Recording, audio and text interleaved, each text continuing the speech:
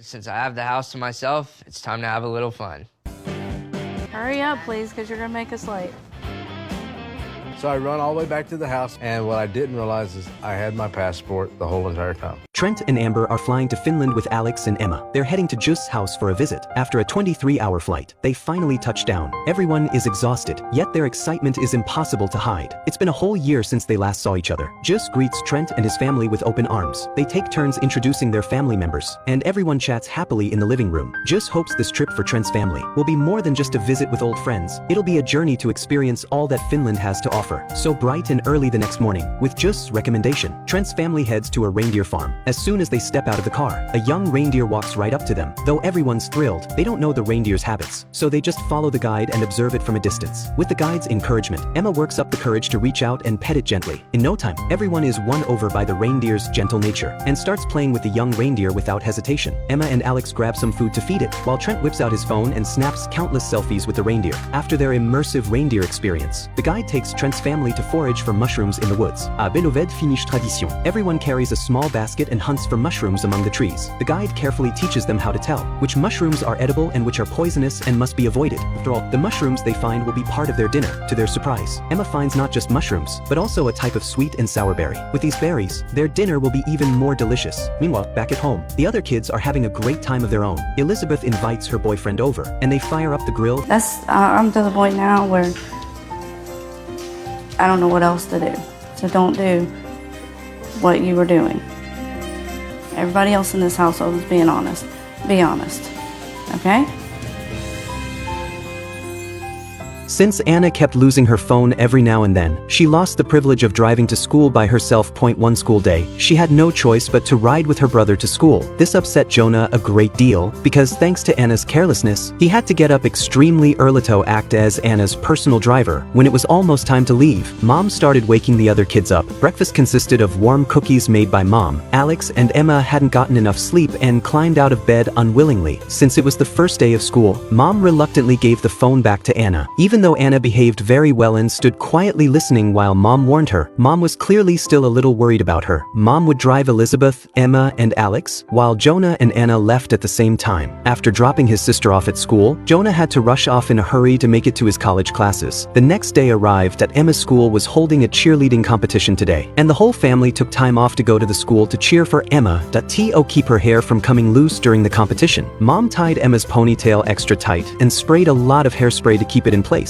Mothers cannot have natural childbirth. The pelvic bone's too small, and so you have to have a C-section. Elizabeth will be under general anesthesia. What's making me nervous, she's getting cut open and she's going to be put to sleep and something could go wrong and I don't know what to do. I'm just freaking out. I'm just going to be hoping and praying everything's going to be okay. Today's the big day, Elizabeth's delivery day. The whole family's buzzing, getting everything ready for Leighton to arrive. Since Elizabeth's health isn't in a spot where she can have a natural birth, the doctor decided she'd need a C-section, and she'd be under general anesthesia for it. Her parents, Amber and Trent, know the surgery is safe, but they can't help but worry. After all, they've been through a lot before one of their kids had to be rushed straight into the NICU after birth. As the clock ticks down, the family keeps arriving at the hospital. Elizabeth's husband, Bryce, stays right by her side, and they're all waiting, nerves getting tighter with every second. The surgery starts, and the minutes go by. The doctor said it'd be about 30 minutes, but 45 minutes pass, and Elizabeth still isn't out. Everyone's anxiety is through the roof, and they start thinking, did something go wrong? Just when they're about— What is that? It's a real, It ain't, stomach. It's weighted and everything.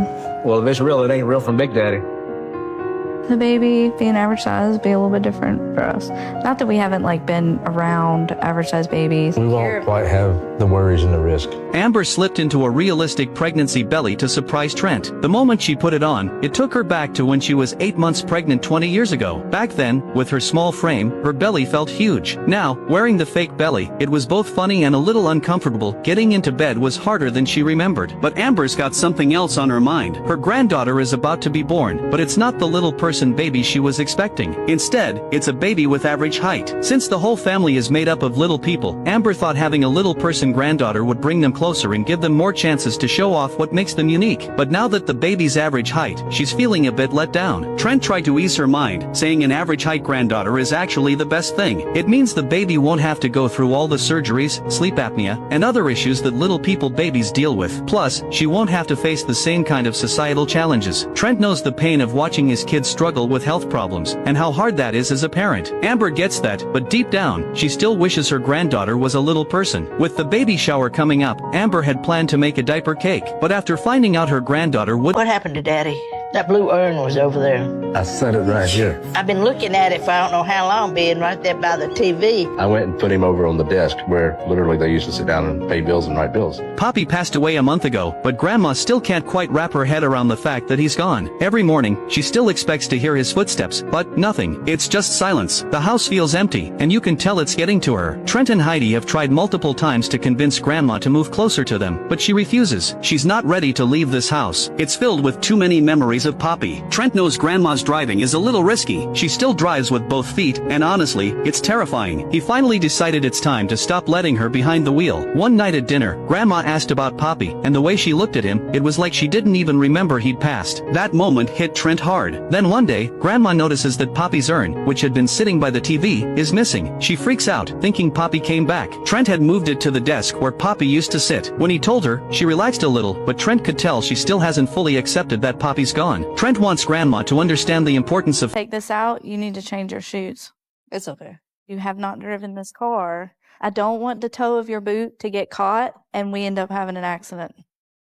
I know you sit here and you're like, but it happens. Today Anna is going to drive on the road by herself because of her height. Dad made a pedal board for Anna and installed it in the car. While preparing the pedal board, Mom saw Anna wearing boots. She asked Anna to change into a different pair of shoes for driving. Anna insisted on wearing these boots, but driving in boots is very dangerous. Mom was worried about Anna. She was afraid Anna would catch a cold, so she told her to put on a jacket. Anna might be going through puberty, she never listens. Mom got so angry that she finally put on the jacket. Mom and Dad talked about Anna's boots. Dad told Anna to change to different shoes. Anna immediately changed them.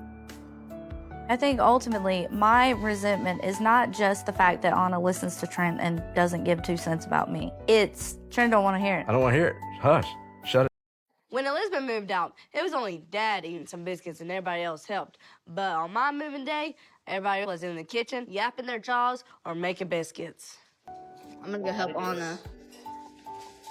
Anna was finally moving out of that toxic, unfair home. But even on her last day, she felt their hypocrisy once again. Ended up being just Emma and I struggling down these stairs carrying these big boxes. We were running late. Emma was the only one who truly stepped up to help, struggling alongside her to carry those boxes that seemed bigger than they actually were. They ran back and forth, completely exhausted and drenched in sweat. Meanwhile, the others were hanging around in the kitchen, laughing and eating cookies, without a shred of guilt. It was a world of difference from when Elizabeth moved out. Back then, Daddy went all out, bringing tools to help her set up, and Mom was even more excited and proactive. The whole family had rallied around her. The double standard was glaringly obvious, but Anna didn't care anymore. Just getting their permission to leave was a victory in itself, because no matter what Elizabeth— Lord, how much you think I weigh? I don't know, like 140? 145? Are you serious? 150. Hmm. Before I met Amber, Trent was deeply distressed by the number he saw on the scale. They are a couple of short stature. Trent is about to turn 40, but his middle-age spread is causing him great distress. So his wife, Amber, decided to join him in his weight loss journey, but the gym equipment seemed like colossal behemoths. Nevertheless, the two managed to turn the gym into their very own playground. What Trent didn't know was that Amber had already begun secretly planning an unprecedented surprise party. Not only did she gather all their family and friends, but she also had the kids rehearse a dance as a birthday gift. But the rehearsal with this bunch of rascals was absolute chaos, nearly ruining the whole plan. Meanwhile, Amber accidentally discovered that her husband was browsing a 1965 Ford Falcon classic car online. It had been his father's first car. So, keeping it a secret from everyone, Amber contacted the seller. In a single round of bargaining, she haggled the price down from $6,000 to $5,000 and decisively sealed the deal. Next, she arranged for her friend Clint to hide the car. On the day of the party, the unsuspecting Trent was even tricked by Amber into grilling the meat himself, and had to haul the scorching hot grill onto the truck. He complained the whole way. When Trent was lured into the party venue by his wife, the lights came on, and hundreds of family and friends shouted, "Surprise!" in unison, leaving Trent completely dumbfounded. The surprise— Oh, heck. I'm glad I ain't cutting that watermelon this time.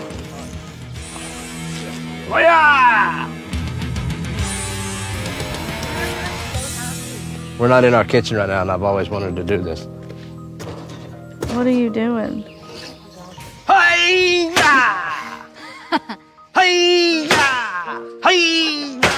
The house is empty for floor renovations, so the parents moved the whole family to the backyard for a temporary camp. The kids dragged their bags into the open backyard, facing a mess of tents, lights, coolers, and sleeping bags, each sizing up the makeshift space. They move in panic, clumsy and frustrated, bumping into gear at every step, tension and chaos written all over them. Parents start organizing, splitting tasks, pitching tents while hauling supplies, everyone scrambling to stake out their spot and keep some order. All the phones go into a locked box. The kids grab a large knife for the first time to cut watermelon, body stiff, hands You can't take criticism, blah, blah, blah, blah, blah. And I was just sitting there, like, it was unnecessary. I guess I said it because usually that's what happens. It's just as soon as I do something wrong, you're done. Like, you just get so, like, No, I sat there and worked with you for 21 minutes. Elizabeth left the living room heartbroken. 4 days afterward, she refused to speak to her father first. Anna's arrival prompted her to open up. Her father's attitude made her feel like a fool. Her persistent inability to learn only deepened her frustration. Then her father lectured her as usual, and Elizabeth's emotions finally snapped. Anna's reassurances did little to ease her distress. Elizabeth processed her feelings alone, so her mother decided to personally teach her to drive. Driving with her mother went smoothly. Because her mother didn't yell at her the entire time, Elizabeth's confidence soared. Back home, her mother discussed the situation with her father. This made him realize his strictness had hurt his daughter. He decided to change his stern attitude, so he went downstairs. My mom doesn't care about her forehead, but we do. She just has a big old forehead. All little people have a big old No, forehead. my forehead is not popped out like hers. Like even yours. No, yours is pretty much popped out. Yeah. Okay, Jonah and I. Shut up. Amber never liked spending money on herself. Even when Trent completely messed up her hair, she still didn't think about going to a salon to fix it. But Anna and Liz couldn't ignore it anymore. They took their mom straight to a hair salon. As soon as Amber sat down, the stylist looked at her hair and asked if she wanted bangs to help cover her forehead. That one question instantly started a whole discussion. In Anna and Liz's eyes, their mom's forehead has always been a little wide. They even joked that it's not a normal forehead. It's a 5 head. Amber pushed back right away. She said her forehead looks completely normal. Anna and Liz even used their fingers to measure how wide it was. The stylist explained that bangs don't work for everyone. If someone's forehead is too short, bangs can actually look worse. In the end, they decided to fix the hair first and decide about the bangs later. A few hours later, the color was corrected and the hairstyle looked clean. Emma thinks that she possibly could be from Africa because her skin tone is much darker than Alex's skin tone. The Johnson family wants to know where their roots really come from. They invite Tammy to help the whole family do a DNA test. First, they have to collect saliva samples. Everyone has to spit enough saliva into a small tube. The kids complain while doing it, but they are also curious about the results. Emma was born in China, but she has started to doubt it. Her skin tone is darker than Alex's. Alex has his own theory. He thinks he might be Italian, mostly because he loves eating pasta. A few weeks later, the DNA results finally come back. Tammy arrives with the reports. Each kid has a different ethnic breakdown. Alex's result is the biggest surprise. He is 100% Korean. He looks a little disappointed. Alex thought his background would be more mixed, and he doesn't even like Asian food. Trent reacts differently. He tells Alex he should be proud. According to the report, Alex is the most pure. Emma's result also confirms she is Chinese. On the other side, Amber clearly feels relieved. She had been worried about one thing. What if the So tell me why you feel a little upset. Watching Emma struggle definitely sucks because she looks to us to ask for help and we can't do anything. So do you have a favorite cheer? Well, like all of them. All of them? And you can't show me one? Okay.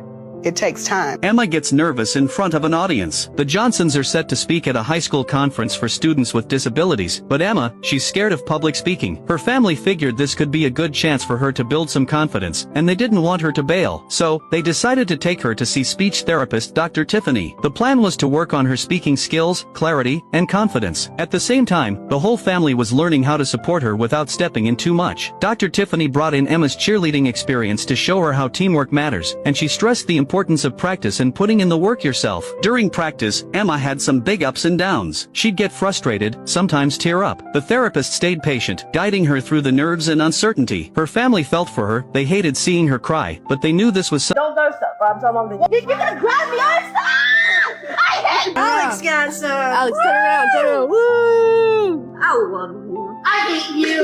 Parents are out, and the kids start a mud fight. Today is Trent and Amber's wedding anniversary, so they went out for a dinner date to celebrate. Amber was a little worried about the kids at home, but Trent reassured her, saying they'd keep in touch with a phone call. Back at home, the kids had their own plans. With the hot weather, they decided to have an epic water gun and water balloon fight. They grabbed their water guns and started spraying each other, with water balloons flying everywhere. But the balloons were hard to pop, no matter how many times they tried. Even though they couldn't get them to explode, everyone was still having a blast. Then, they spotted a pile of gooey mud sitting nearby, and their eyes lit up. Anna and Liz immediately started throwing mud at each other, laughing the whole time. Unfortunately, Liz got some mud in her eye, ouch. But instead of getting upset, everyone just laughed even harder. At first, Alex didn't want to join in, thinking the mud would be too messy. But Anna convinced him to get in on the fun, and soon the two of them were chasing each other around, covered in mud and water, with laughter echoing through the yard. The place was a total mess, but no one